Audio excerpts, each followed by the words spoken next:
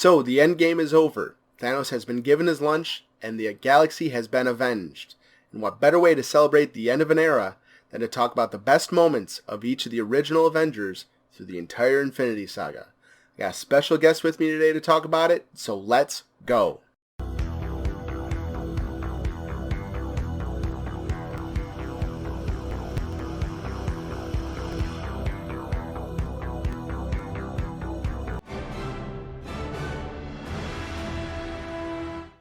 What's up, everybody? Welcome back to the Dave Cave. I, as always, am Dave. Now today I have a very, very special guest for this ranking, Sean Chandler. How you doing, Sean?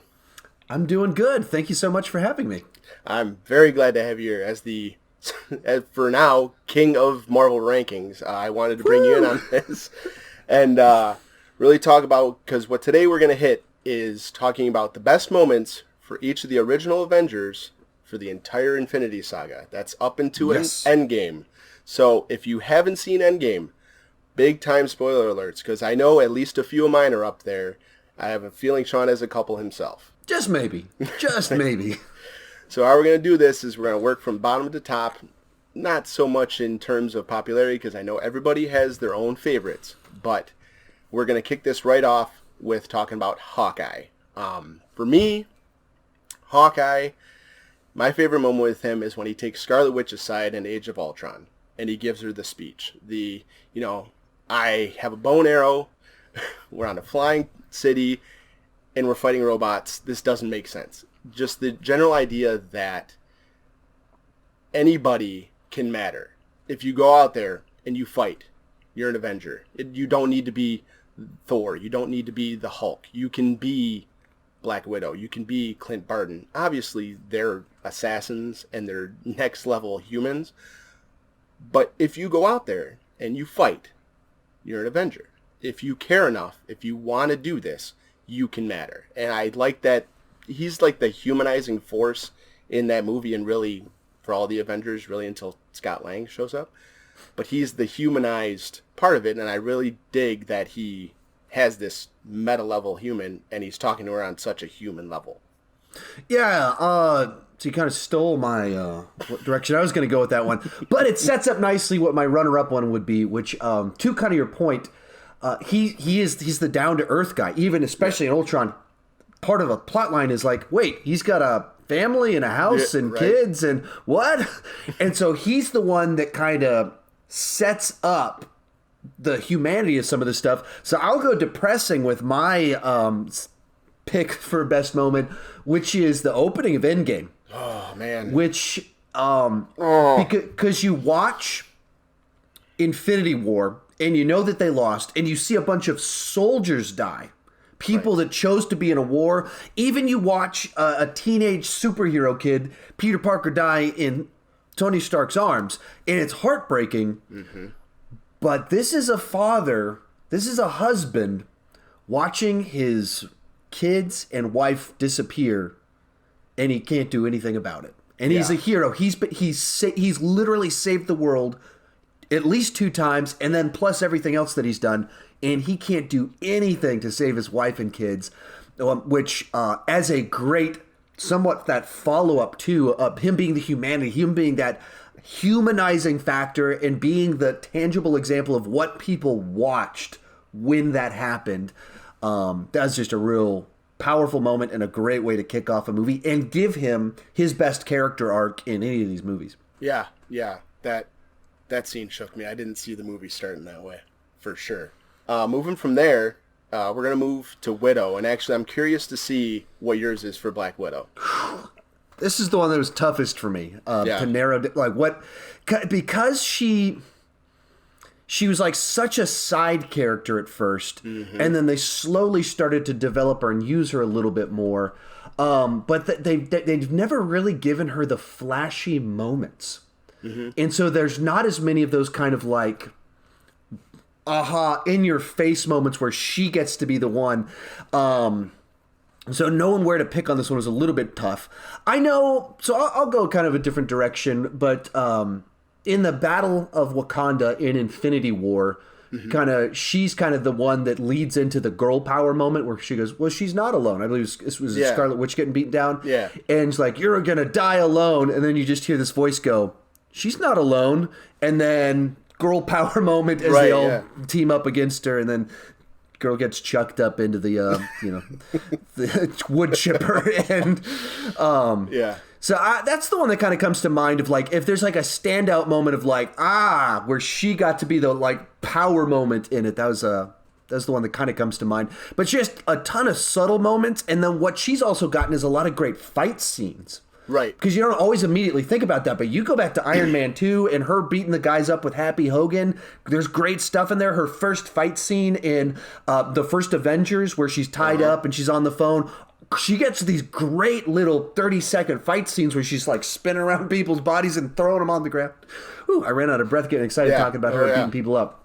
Yeah. Well, and it's funny that you say that. When I mentioned to my wife that I wanted to do this kind of thing, she said that was her Black Widow moment. She absolutely loves that whole scene in Avengers where she just smokes all those guys. Yeah. For me, speaking of fight scenes, is her scene against Crossbones' men in Civil War to start. Because she's had fight scenes up into that point, but there was something about that fight where she just so handedly and brutally kicks the crap out of all of these guys. Just soundly. And it felt to me, I was like, okay, that is a strength and a power and a capability that can carry a movie. And that made me excited for the idea of a Black Widow movie. Maybe they'll kind of try to retcon it a little bit. Maybe do a prequel. Yeah, we'll see. That's what the rumor is that it'll be set in the early zeros. Ooh, my head. Oh, so like when her and Barton, maybe we'll see Budapest, something like that. That's what all the rumors have been, and then something in that Infinity or Endgame made it seem like that could be a very real possibility. Okay, well, since they mentioned Budapest again, I could get behind that. And her dying. And her dying. That was almost my moment. And now we're gonna move on to the big guys, and we're going to start with Thor. Now, for me, I'm going to take point on this one because, for me, it was the dual wield of Stormbreaker and Mjolnir, and how that led into a scene I've been wanting to see since the very first Avengers. And now you have Iron Man and Thor in the forest, right? And Thor lights him up like a Christmas tree, and Jarvis says, suit at 400% capacity. And Iron Man goes, how about that? And smokes him. And I thought, that's one of those premonition moments. We're going to see that later in the movie. Yes, I'm excited. And then the Battle of New York happened. And I sat there deflated. And we hadn't gotten it since. But then we finally got it. And we got it against Thanos, and he whips out his 16 different lasers. But Thor doing that, calling both the hammers, it was a dream come true from years and years and years ago. Absolutely loved it. So I think one of the safe answers for Thor would be the entrance into Wakanda in Infinity War. Of course, just such a great little sequence. Especially coming off of is he even going to survive? How's this going to work out? Groot steps up. And then, they have this battle where everyone's getting overrun. And then you just have this beam come down. Thor shows up with Stormbreaker and with Rocket Raccoon and Groot. Just such a great, comic book movie entrance into a big gigantic battle. But that's the thing that he's gotten several of these kind of big show up throwdown moments, because then you go a movie back behind that, or a couple movies behind that, Thor Ragnarok, he's losing to Hela, gets his eye gouged out and everything, and then he has this flashback Odin brain sequence deal. And then, he shows back up to start wiping out guys out on the Rainbow Road, and, with Led Zeppelin playing. And so Thor, every time they give him a big epic entrance, it is a truly epic entrance. I forgot to mention this one. I have my Stormbreaker Thor right here with me. Nice. Yeah, that was my runner-up. That was my runner-up until Endgame hit, was the entrance to Wakanda. So, yeah, I'm with you on that one. From Thor, we're going to move to the Hulk, and I'm going to let you start this one off.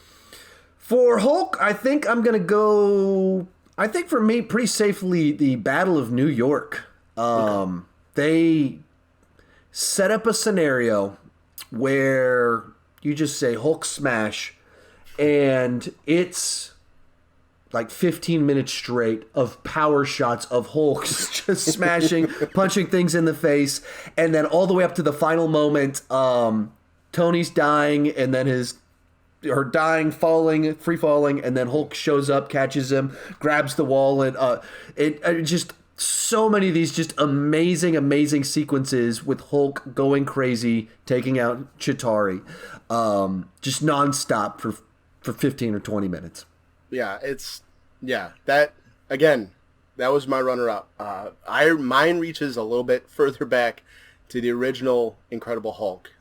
For me, it's the finale of his battle with Abomination, where Betty Ross and General Ross, they are on the outs. The spark hits the fire, you get the atomic clap, and then you get Blonsky about to absolutely destroy them. Hulk stands up, you get the big Hulk, and then smash, and it cracks, and then he just goes berserk on Abomination, just completely just demolishes him. And the only thing that stops him then is Betty.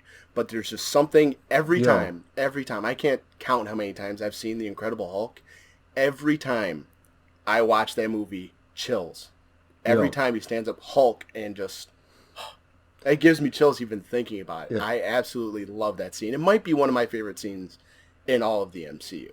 Yeah, it's baffling to me that like some of the hate that movie gets. There's some issues I get tonally. It's different. There's a bunch of things like that. Yeah. But like that finale is easily one of the most underrated sequences in all of the MCU because people just write it off as, the black sheep of the MCU, so they don't think about it. You're like, no, it's like this very cool boss fight between the Hulk and Abomination filled with great superhero Hulk moments. Like it has all the good stuff that you want Hulk to do while battling something like Abomination. It's a great little sequence that deserves a lot more credit. Oh yeah, and I want to see Abomination come back, but yeah, I'll save that for another video. I'd love to see him come back. Okay, moving from Hulk, we are going to hit Captain America. Now for me, this one seems like it's going to be probably pretty obvious, but when he wields Mjolnir in Endgame, I saw it kind of happening in the fight when it gets knocked out of his hand, and then it gets picked up. Obviously, it wasn't picked up by Thor, and then you just get the tease from Age of Ultron finally fulfilled, and then he just gives Thanos his lunch with it and is able to call down the lightning and just opens up all of these possibilities to what he can do in a fight. Now, I understand Thanos then does get a bit of an upper hand, but the idea that Captain America not only can wield the hammer, he can wield the lightning that comes with it. And then you get a nice little moment where, Thor calls Mjolnir and Captain America calls Stormbreaker. So it's not just that he's worthy of Mjolnir, that he is worthy of all of the kingship of Asgard. And that's just insane on another level for me. But I absolutely ate it up both times. I cheered out loud. I might have been that annoying guy, but I absolutely loved it. So for me, this one's tough because my answer is somewhat almost everything he does in Endgame. There's just so, you can just go down the list of things. So of course, Mjolnir was on my list of potential ones. If you hadn't mentioned that one, then I would have. There's the great line in the middle of it where he fights himself, and they set up this line where Tony Stark makes fun of the costume from that movie because people have been making fun of that costume. It's a terrible costume. So Tony Stark makes the joke that we're all thinking, and then Ant-Man sets up this great moment by saying, "That's America's ass right there." It sets this line up, and so Captain America beats himself up by tricking him, and then checks out his own body and goes, "That is America's ass." Just this amazing, a little line that says 1, 2, 3 setup joke deal right there. And then really that whole sequence with Thanos, even after that, where he's just by himself, the lone soldier, that the guy that can do this all day, and he's still, his shield's destroyed, he's still strapping things up and getting ready to go for one more round as Thanos' army, and you literally have this shot, one of the widest shots I've ever seen in an entire movie, and you just see this little guy here, big Thanos here, massive arm, and he's just ready to go for it, and then you just get a Cap, you there, and it bleeds into just this insane, another one of his scenes, like, just bonkers moments in cinematic history of things that I just like. Hopefully, I can see it tomorrow or Tuesday again with another packed crowd of people. Of one of those moments that it's just special to be there, and it's all Cap right there. But a bunch of just talking about Cap in this movie and magic moments he gets in it. I think I'll go with the sentimental final sequence. That's one that my wife, the last scene, the dance, the pegging. Oh, okay, yeah. My wife, one of her issues with Captain America all these years, like, but he never got that dance with Peggy. He never got. Why did he's such a great guy? Why doesn't he get? And that's one of those things. They set this thick deal up 8 years ago and put this little detail, and he keeps looking at the picture for 8 years, and they finally kind of build up a plot line to have this just nice little send off to where he can be the hero and he gets the happy ending. I'm not quite sure how that works in with timelines. I don't know how that works in with him kissing his niece or whatever. There's a couple problems that it kind of questions it raises with all this. But as for just a really you have this 2-part epic war movie and it ends with a nice little dance, just hitting a lot of great notes. All right, now for the last one, the man himself, Tony Stark, Iron Man.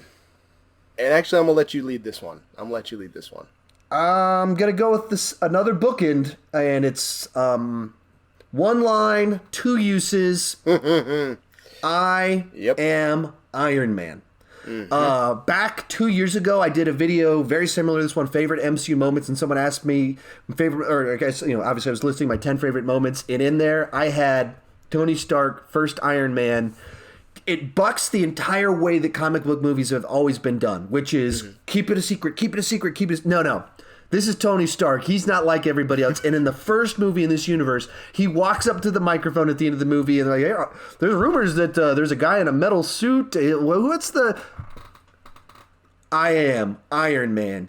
Yeah. And just, such an awesome last line to a movie. And then, once again, bookends it.